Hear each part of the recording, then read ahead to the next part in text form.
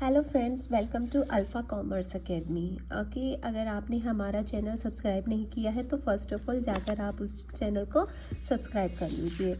तो चलिए हम चलते हैं। आज हम इस वीडियो में क्या पढ़ेंगे। बेसिकली अगर आप एचटेट की तैयारी कर रहे हैं या यूजीसी नेट प्रिपरेशन आप कर रहे हैं या पीजीटी कॉमर्स का आपने कोई फॉर्म फिल किया हुआ है या एचपीएससी कॉमर्स की जो वैकेंसी निकली हुई है रिगार्डिंग असिस्टेंट प्रोफेसर आप उसकी तैयारी कर रहे हैं, या फिर आप किसी अंडर ग्रेड कोर्स में हैं या 11th या 12th क्लास में हैं एंड आपने कॉमर्स को चूज़ किया है, तो ये वीडियो जो है आपके लिए बहुत हेल्पफुल होने वाली है। क्योंकि इस वीडियो में हम पढ़ने जा रहे हैं ऐसा टॉपिक जो कि 11th 12th में भी आता है, ग्रेजुएशन में भी है, मास्टर डिग्रीज में है and related specially in this field, जो एक बहुत इंपॉर्टेंट रोल प्ले करता है। According to syllabus of HPSC या लगा लो आप नेट का सिलेबस है जो या एचटेट का है, तो उसमें जो हमारी यूनिट 1 है basically it is related to international business and international business environment. Okay, तो पूरी जो फर्स्ट यूनिट है वो इसी पे बेस्ड है एंड इसी यूनिट का आज हम फर्स्ट टॉपिक करने जा रहे हैं जिसका नाम है इंट्रोडक्शन टू इंटरनेशनल बिजनेस। तो चलिए चलते हैं हमारे टॉपिक की तरफ। ओके, सो हमारा, जैसे मैंने बताया, हमारा first topic is introduction to international business. तो international business if you can see is made up of 2 words, that is international and business. तो इंटरनेशनल बिजनेस को पढ़ने के लिए हमें पहले पढ़ना पड़ेगा व्हाट इज़ बिजनेस। बिजनेस को हम इन सिंपल सेंस कह सकते हैं कि exchange of goods and services. Okay, but no, this is not the complete definition of business. इसको पढ़ने के लिए हम आगे डिटेलिंग में चलते हैं। अगर आप देखेंगे कि जो बिजनेस है बेसिकली इसके अंदर आती हैं 2 चीज़ें। First one is industry and second one is commerce. Industry, तो बिजनेस जो है ये दोनों चीज़ों से मिलके बना है, इंडस्ट्री एंड कॉमर्स से। इंडस्ट्री क्या है? इंडस्ट्री हमारा फर्स्ट स्टेप है। इंडस्ट्री क्या करेगा? Basically conversion of raw material to finished good, ये इंडस्ट्री का काम है। देन आता है commerce. Commerce means basically sales and purchase. Okay, commerce further include 2 things, trade and auxiliary to trade. Trade is simple, मान लो मैं शॉप पे गई, मैंने शॉपकीपर को 5 रुपये दिए एंड उसने इन रिटर्न मुझे एक chocolate they the. So that is simple buying and selling, that is trade. अगर किसी भी ट्रांजैक्शन में या किसी भी चीज़ में सिर्फ बाइंग या सेलिंग हो रही है वो होता है trade. And auxiliaries to trade क्या है? जो भी एक्टिविटीज़ ट्रेड को हेल्प करती हैं कंप्लीट होने में। ओके, जैसे फॉर एग्ज़ाम्पल सिंपल, आप गए शॉप पे, आपने पेमेंट की और आपको उसके बजाय गुड्स मिले, लेकिन वो शॉप पे जो गुड आता है उसको पहुंचाने के लिए भी तो कुछ चीज़ें आती हैं। ट्रांसपोर्टेशन आता है, वेयर हाउसिंग आता है, तो वो सारी चीज़ें होती हैं auxiliary to trade. Basically it includes all those things which help trade to perform. तो इन दोनों चीज़ों से मिलकर बना है बिजनेस। नाउ फर्दर जो इंडस्ट्रीज़ हैं इसके भी फर्दर पार्ट्स है। Basically we have 3 types of industries. First one is primary, secondary and third one is tertiary industry. Primary industry basically related to raw material. Okay, first जैसे आपने for example खेत में गेहूं को उगाया, so that includes primary industry. Secondary industry क्या करेगी? यहाँ से रॉ मटेरियल लेके इसको फिनिश्ड गुड में कन्वर्ट करेगी। सो हम कह सकते हैं जितनी भी इंडस्ट्रीज़ है, जैसे हमने यहाँ से किसी किसान ने, किसी पर्सन ने अगर गेहूं उगाया तो वो इंक्लूड होगा प्राइमरी इंडस्ट्री में। अब वो गेहूं क्या है? एक रॉ मटेरियल है, वो आता है सेकेंडरी इंडस्ट्रीज़ के पास, जो उस पर कुछ परफॉर्म करते हैं, फंक्शंस परफॉर्म करते हैं। जैसे मैन्युफैक्चरिंग का, फॉर एग्जांपल हमने आटा बनाना है, तो बेसिकली जो फ्लोर जनरेट हुआ वो इंडस्ट्री में उस गेहूं को, जो रॉ मटेरियल प्राइमरी इंडस्ट्री ने जनरेट किया, वो सेकेंडरी इंडस्ट्री ने उस पर एक्टिविटी परफॉर्म करके उसको एक फिनिश्ड गुड में बना दिया, that is floor.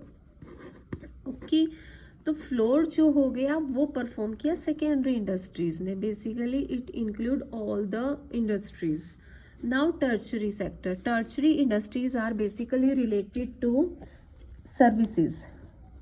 All kind of services are included in the tertiary industries. Okay, तो ये बात थी बिजनेस की. बिजनेस का आई थिंक आप लोगों को अब कंसेप्ट समझ में आ चुका होगा. It is not only exchange of goods and services, rather it is a combination of industries and commerce. Okay, तो ये इंडस्ट्री एंड कॉमर्स से मिल के बना है. Now further we came to international business. As you can see, it is made up of two words, international and business. Business हमने पढ़ लिया. अब बारी आती है इंटरनेशनल की. Basically inter and national. National नाम से ही क्लियर है कि एक इंडिया के अंदर, ठीक है. फॉर एग्जांपल ये हमारा कंट्री है इंडिया. फॉर एग्जांपल अगर कोई भी ट्रेड है वो इंडिया की बाउंड्री, फॉर एग्जांपल ये हमारा India. Okay, sorry for the rough diagram. कोई भी बिजनेस है अगर इसी के अंदर अंदर हो रहा है तो वो होगा नेशनल बिजनेस. और अगर हमने बिजनेस, इंडिया का बिजनेस है वो हमने रेस्ट ऑफ वर्ल्ड के साथ किया, मीन्स इंडिया की बाउंड्री से बाहर जाकर जो हमने बिजनेस किया वो कहलाएगा इंटरनेशनल बिजनेस. बेसिकली इंडिया का बिजनेस किसी भी अदर कंट्रीज़ के साथ, चाहे वो यूके हो, चाहे वो यूएसए हो, जापान हो, चाइना हो, व्हाटएवर. ओके, बट अब हम क्वेश्चन आता है कि व्हाट इज़ इंडिया. इंडिया हम किसको कंसीडर करेंगे. ये हमने ऐसे ऐसे हम बचपन से मैप पढ़ते, जो भी है ऐसे हम ये मैप पढ़ते आ रहे हैं इंडिया का, हम इसको बोलते हैं इंडिया. No, completely no.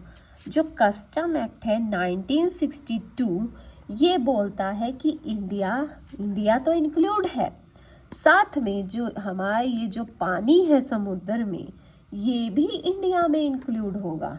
तो कस्टम एक्ट 1962 ने ये डेफिनेशन दी कि India include TWI. TWI is basically territorial water of India. For example ये इंडिया की बाउंड्री है तो यहाँ से लेके 12 नॉटिकल माइल्स तक, फॉर एग्जांपल यहाँ तक, तो जो भी वाटर का जो ओशन का जो एरिया है वो भी इंडिया में माना जाएगा. Okay, 12 nautical miles is basically 22 kilometres. Okay, तो अब कभी भी कोई आपसे अगर पूछता है तो इंडिया की डेफिनेशन कंप्लीट ये है. ये यहाँ तक की बाउंड्री में नहीं होता. अगर कोई भी गुड्स अगर यहाँ तक भी आ गया तो हम बोलेंगे कि वो इंडिया का है, वो इंडिया की बाउंड्री में आ चुका है, क्योंकि हमने अभी कस्टम एक्ट 1962 के अकॉर्डिंग पढ़ा कि India includes TWI, that is territorial water of India. Okay, so basically यहाँ से या यहाँ से कोई भी ट्रेड होगा, कोई भी बिजनेस होगा with rest of the world, वो कहलाएगा हमारा इंटरनेशनल बिजनेस. ओके, अब हमारे पास आती हैं 3 important term: import, export and entrepot. Import export तो आपने पढ़ा होगा, आपको जो न्यू टर्म लगेगी that is entrepot. So import means taking to India. अगर कोई भी चीज़, कोई भी गुड अगर किसी और कंट्री से इंडिया के अंदर आती है तो वो कहलाएगा हमारा import. Same with export outside the India. Okay, कोई भी चीज़ अगर इंडिया से बाहर जाएगी तो वो कहलाएगा एक्सपोर्ट. अब बारी आती है एंटरप्रोट. एंटरप्रोट क्या है. कोई भी चीज़, मान लो ये हमारा इंडिया है, यहाँ पर फॉर एग्जांपल जापान है या फॉर एग्जांपल ऑस्ट्रेलिया है. ओके, अब हमने इंपोर्ट किया किसी भी चीज़ को ऑस्ट्रेलिया से, ठीक है. उस गुड को हमने फर्दर एक्सपोर्ट कर दिया जापान को, दैट इज़ एंटरपोर्ट. मतलब कोई भी गुड को एक बार इंडिया में लेके आना, फिर उसको जापान में मतलब अदर कंट्री में एक्सपोर्ट कर देना.